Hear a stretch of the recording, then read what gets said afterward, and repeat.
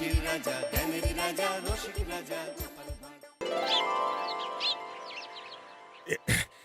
এই দেখো, তুমি এখনো রেগে আছো আমার উপর।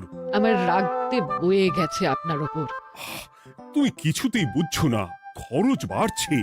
আয় না বাড়লে চলবে কি করে রাজ্য? বিদেশে আমাকে যেতেই হবে। সব বুঝেছি, সব বুঝেছি। আপনার আমাকে অসহ্য লাগছে, তাই আপনি বিদেশে যাচ্ছেন, তাই তো? তুমি আমায় ভুল বুঝছো। রাজ্য চালাতে অর্থের প্রয়োজন আছে। কেন এতদিন রাজ্য বুঝি চলছিল না? এতদিন যেভাবে চলছিল সেভাবেই চলবে। সময় পাল্টাচ্ছে। এখন শুধু সিংহাসনে বসে থাকলেই চলে না, দেশ বিদেশ ঘুরে দেখতে হবে কিভাবে রাজ্যের উন্নতি হয়, লাভ হয়, সেই নিয়ে নতুন করে ভাবতে হবে। তার মানে আপনি ঠিক করে নিয়েছেন আপনি যাবেন, তাই তো? হ্যাঁ। আর যতদিন আপনি না থাকবেন এখানে কি হবে ভেবে দেখেছেন মহারাজ? কে সামলাবে সব?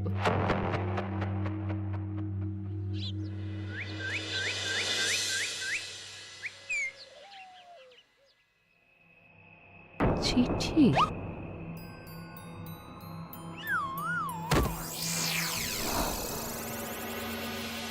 আমি অনেক ভেবে দেখলাম, আসলে এসব সিংহাসন, ক্ষমতা, প্রতিপত্তি অর্জন করা আর রক্ষা করার জটিলতার চেয়ে বাকি জীবনটা শান্তির সাথে বনে কাটিয়ে দেওয়াই ভালো।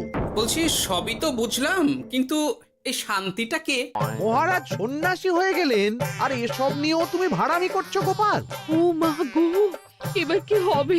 চিন্তা করবেন না রানীমা, কৃষ্ণনগরকে আমি আমার বুক দিয়ে আগলে রাখবো। আপনার ছাতির মাপটা ঠিক মতো জানেন তো মন্ত্রী মশাই?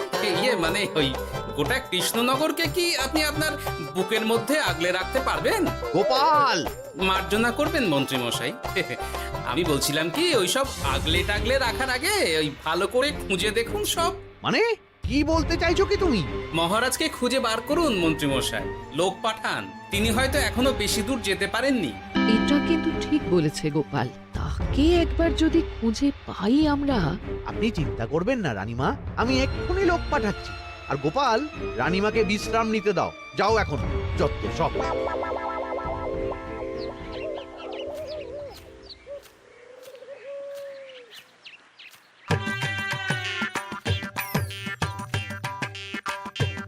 কই গো, গেলে কই? এক ঘটি জল দাও দেখি। ওই জলই খেতে হবে, শুধু জল। ঘরে এক দানাও চাল নেই। বাজারে না গেলে আজ হরি মটর।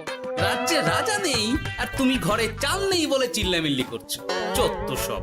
ও মা গো, মহারাজ রাজ্যে নেই তো গেলেন কই? হ্যাঁ, বনবাসে। সে কি গো, এবার কি হবে তাহলে? কপালে যা লেখা আছে তাই হবে, আর কি। এই তোমার চাকরিখানা থাকবে তো? হ্যাঁ, না থাকলে বাটি হাতে বেরোবো, চিন্তা কি?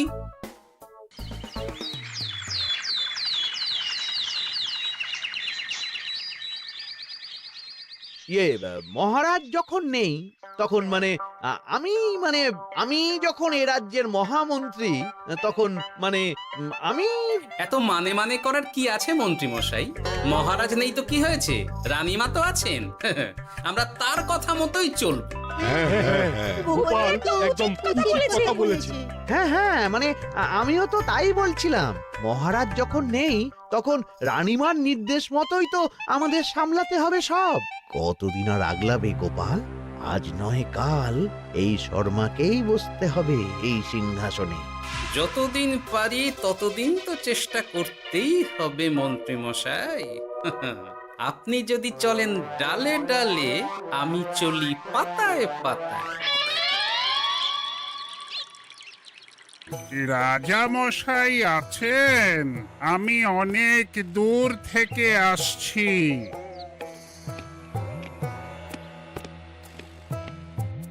মন্ত্রীমশাই, একজন সাধু এসেছেন রাজামশাইয়ের সঙ্গে দেখা করতে। বলছেন অনেক দূর থেকে এসেছেন। জানো না মহারাজ এখন নেই? যাও, চলে যেতে বলো ওকে। মহারাজ নিরুদ্দেশ। এই মুহূর্তে সত্যিই যদি কোনো প্রাজ্ঞ সাধু বাবা রাজবাড়িতে তার পায়ের ধুলো দেয়, বলা তো যায় না যদি মহারাজের হদিস তিনি দিতে পারেন। ঠিক ঠিক, একদম ঠিক বলছেন পণ্ডিত মশাই। বেশ বেশ, ডেকে আনো তাকে, দেখি সে কি বলে। মহারাজ আমার প্রণাম নেবেন। উনি মহারাজ নয়, উনি মন্ত্রী। আসুন সাধু বাবা, আসুন, আসন গ্রহণ করুন।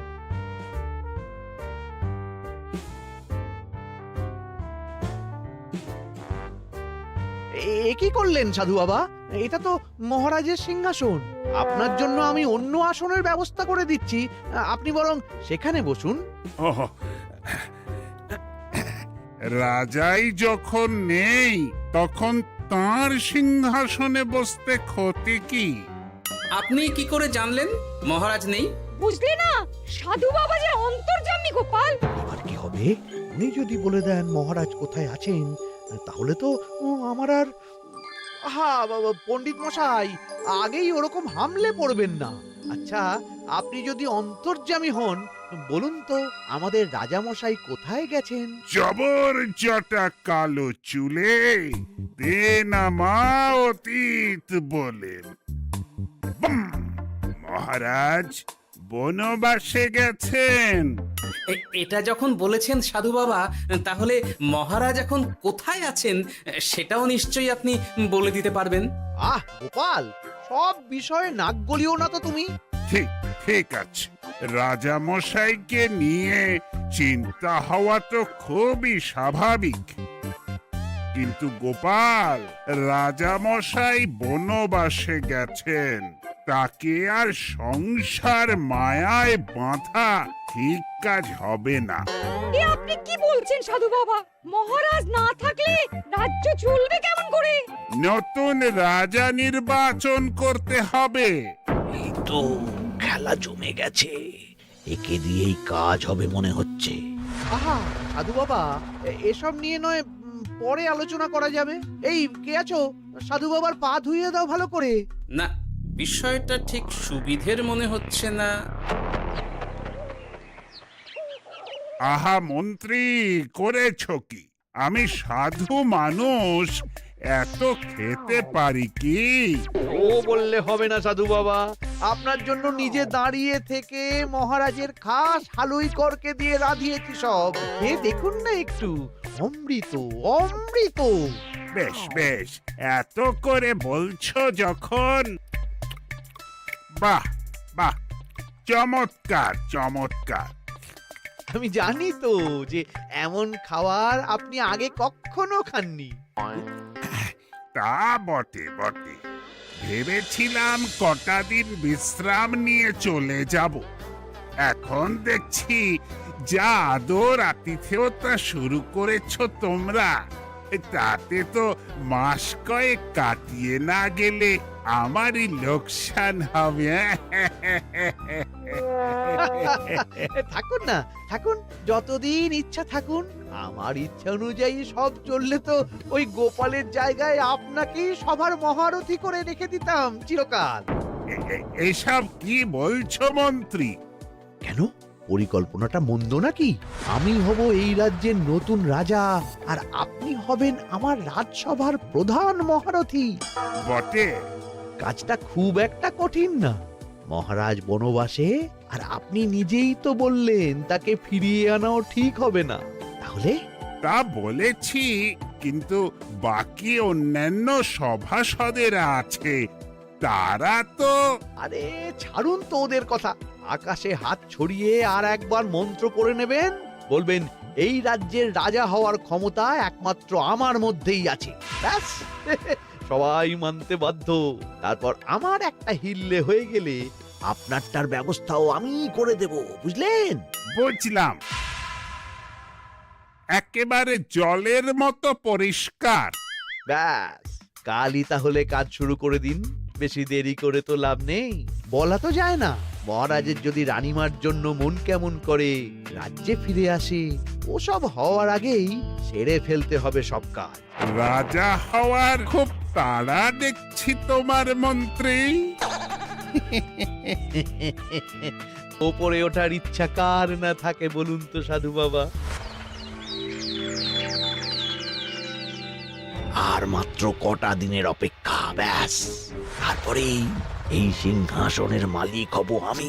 কৃষ্ণনগরের নতুন রাজা হব আমি। সমস্ত ধন দৌলত থাকবে আমার এই হাতের মুঠোয়। কি অত ভাবছেন মন্ত্রী মশাই একা একা? মানে কি ভাবছি তার কৈফিয়ত তো তোমায় দিতে হবে। হ্যাঁ, হিমা, ছি ছি ছি, আপনি কেন কৈফিয়ত দেবেন? আপনার মুখ দেখলেই তো বোঝা যাচ্ছে যে আপনি কি ভাবছেন। তাই বুঝি? তা বলো দেখি কি ভাবছি আমি। আপনি ভাবছেন ওই কৃষ্ণনগরের সিংহাসনের কথা। শুনে ফেললো নাকি সব? আপনি ভাবছেন আমাদের মহারাজের কথা, তাকে কিভাবে ফিরিয়ে আনা যায় সেই কথা, তাই না? মহারাজকে যে আর ফিরিয়ে আনা যাবে না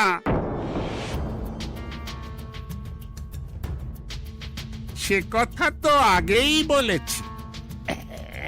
তাই যদি হয় সাধু বাবা, আপনি এর একটা কিছু বিহিত করুন, না হলে রাজা ছাড়া রাজ্য।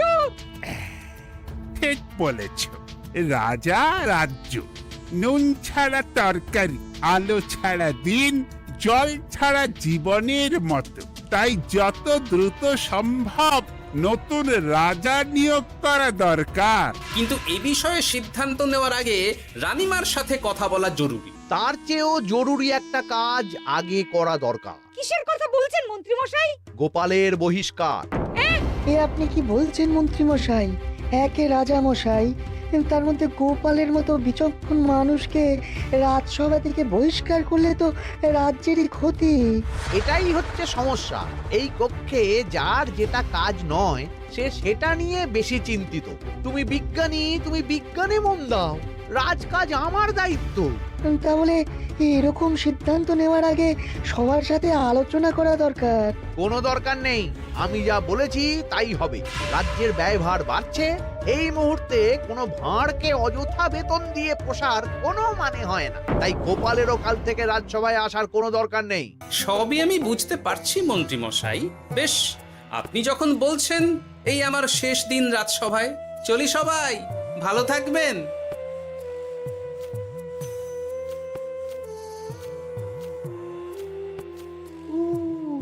এত সহজে যে বেটা মাঠের বাইরে চলে যাবে বুঝতেই পারিনি আগে।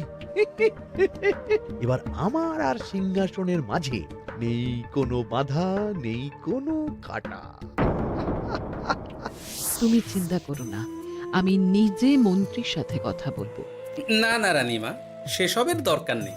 মহারাজ ছাড়া রাজবাড়ি শূন্য শূন্য লাগে, আমারও মন লাগছে না এখানে। বেশ, যা ভালো বোঝো তাই করো, তবে ডাকলে এসো কিন্তু। হ্যাঁ রানীমা, নিশ্চয়ই আসবো। এখন আমি চলি। যাক, এই কদিনে মাথাটা খেলানোর সময় পাওয়া যাবে একটু, না হলে কেমন যেন গুলিয়ে যাচ্ছে সব। কি যে বলো গোপাল দাদা, এই শেষ দুটো শাকের আটি নিয়েও দরদাম করবে তুমি? ওরে, আমি বেকার মানুষ, দরদাম না করে উপায় আছে আমার? হ্যাঁ শোনো শোনো শোনো, মহারাজ কৃষ্ণচন্দ্রের অবর্তমানে কৃষ্ণনগরে নতুন রাজা হিসেবে নির্বাচিত হবেন রাজ্যের মহামন্ত্রী। সেই শুভানুষ্ঠানে রাজবাড়িতে আমন্ত্রণ রইল। এসব কি হচ্ছে বলো তো গোপাল দাদা? ভিতরের খবর আছে নাকি কিছু? না গো ভাই, তুমিও যা জানো আমিও ততটুকুই জানি। ও গোপাল দাদা, ব্যাপার কি? এ সময় এখানে কি চাই? রানীমার জরুরি তলব, এখনই ওই রাজবাড়ি যেতে হবে তোমাকে। কিন্তু আমার যে বাজার হয়নি এখনো। আরে ওসব বাজার টাজার পরে হবে, তুমি এখন আমার সাথে চলো তো। মন্ত্রীকে আমি বিশ্বাস করেছিলাম, ও যে এইভাবে বিশ্বাসের সুযোগ নেবে আমি একদম বুঝতে পারিনি। আমাদের এক্ষুনি অন্যান্য সভাসদদের সাথে কথা বলা দরকার রানীমা। কারোর সাথে কথা বলার দরকার নেই রানীমা, আমি নিজেই চলে এসেছি আপনার সাথে কথা বলতে। এখানে কি জন্য এসেছো গোপাল? রানীমার কান ভাঙাতে? বাহ, আপনি সবার মাথা মুড়িয়ে সিংহাসন কবজা করতে পারেন, আর আমি রানীমাকে সেই সত্যি কথা জানাতে পারি না? চুপ, ভুলে যেও না আমি কৃষ্ণনগরের হবু রাজা। মুখ সামলে কথা বলবে আমার সাথে। এসব কি হচ্ছে মন্ত্রী মশাই? রাজা মশাই নেই, সেই সুবাদে এ কি শুরু করেছেন আপনি? আমায় আপনি ভুল বুঝবেন না রানীমা, আমার হয়ে যা বলার সাধু বাবাই আপনাকে বুঝিয়ে বলবে সব। উনি আর কি বোঝাবেন? কতদিন এসেছেন উনি, কি জানেন এই রাজ্যের বিষয়ে? সাধনা মা, সবই সাধনা। সাধনার জোর থাকলে সবকিছুই জানা যায়, ভূত ভবিষ্যৎ অতীত সব। সেই জোর থেকেই বলছি মা, মন্ত্রীর কপালে আমি জ্যোতি দেখতে পাচ্ছি। মন্ত্রী যদি রাজ্যের রাজা হয়, এ রাজ্যের উন্নতি কেউ ঠেকিয়ে রাখতে পারবে না। আপনাদের একটা কথাও বিশ্বাস করি না আমি, এসব আপনাদের ষড়যন্ত্র। এ আপনি ভুল করছেন রানীমা। যা হোক, যে কথা আমি বলতে এসেছি, রাজা যখন আমি হচ্ছি তখন তো আমাকে এই প্রাসাদেই থাকতে হবে, ফলে আমার স্ত্রীকেও এখানে এসেই থাকতে হবে। সে তো আর একা থাকতে পারবে না। তাই আপনি যদি এই ঘরটা ছেড়ে দিতেন। কিন্তু মন্ত্রীমশাই, তুমি কি বলছো মন্ত্রী? এখানে না থাকলে রানীমা থাকবেন কোথায়? আর আমি তো এমন কোন বিধান দিইনি যে রানীমাকে অন্যত্র পাঠাতে হবে। সবকিছুর জন্য তো আপনার বিধান দরকার নেই সাধু বাবা, এ আমার নিজের বিধান। আমি রাজা হব, আমার স্ত্রী রানী হবে, তারও তো অধিকার আছে রানীর মতো থাকার, রানীর মহলে থাকার। আপনার ব্যবস্থা আমি অন্যত্র করে দেব রানীমা, আপনি কিচ্ছু ভাববেন না। হাজার হোক আপনি আমাদের প্রাক্তন মহারাজের স্ত্রী বলে কথা। কি বলো গোপাল? আমার মনটা আসলে অনেক অনেক বড়, তোমরা খালি দেখতে পাও না সেটা। কাজটা কি আপনি ঠিক করলেন মন্ত্রীমশাই? শোনো গোপাল, আমাকে ঠিক ভুল বোঝাতে এসো না তুমি, বরং কাল সময় মতো চলে এসো। কৃষ্ণনগরের নতুন রাজার রাজ্যাভিষেকের জন্য মহাভোজের আয়োজন হবে। যতদিন পাচ্ছ খেয়ে নাও পেট ভরে।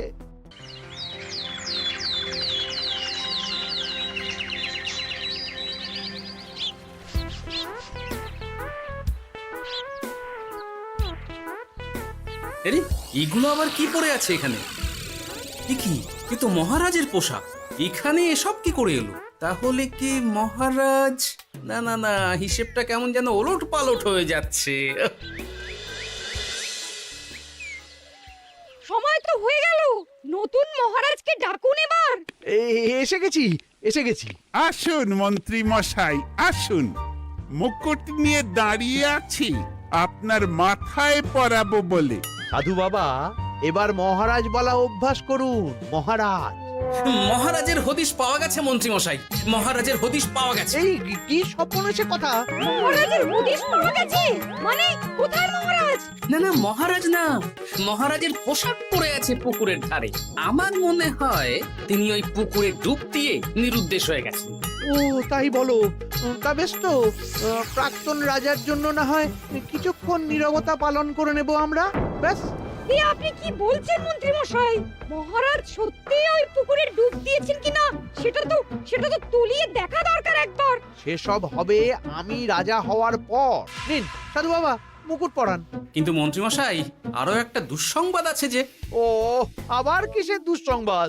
মহারাজ যে পুকুরে ডুব দিয়েছেন সেই কথা বলতেই রানীমা অজ্ঞান হয়ে গেছে। তুমি যে কি করো না গোপাল, শুভ সময়ে অশুভ একটা সংবাদ দিয়ে দিলে তো সব বরবাদ করে। এই কে আছো? গ্রেপ্তার করো গোপালকে। তার আগে তোমায় গ্রেপ্তার করা হবে। এত বড় সাহস তোমার? হবু রাজাকে গ্রেপ্তার করার কথা বলো তুমি? আজ তোমার একদিন কি আমার একদিন। কিসের হবু রাজা? আমি কৃষ্ণনগরের আসল রাজা। হ্যাঁ, আমি। কি মহারাজ, আপনি? হ্যাঁ, আমি।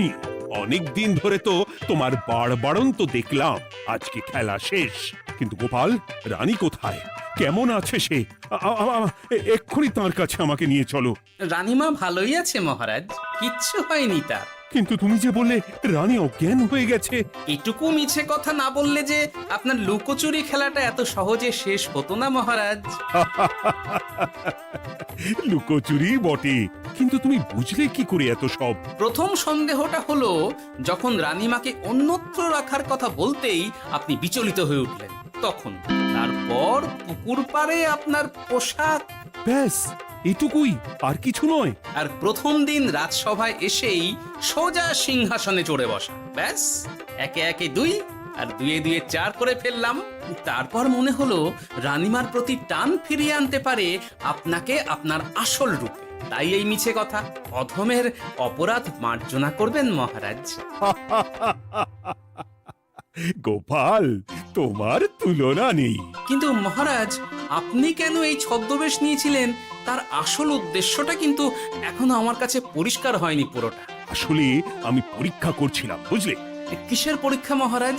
যে আমার অনুপস্থিতিতে কে এই রাজ্য চালাবে তার পরীক্ষা। এবং আমি ঠিক করেছি যে কদিন ব্যবসার কাজে আমি বাইরে থাকবো ততদিন রানীর পরামর্শ মতো সমস্ত কিছু সামলাবে গোপাল।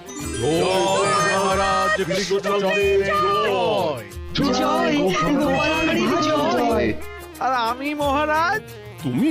তুমি থাকবে পেয়াদা। এ কি শুধু জল আর ভাত?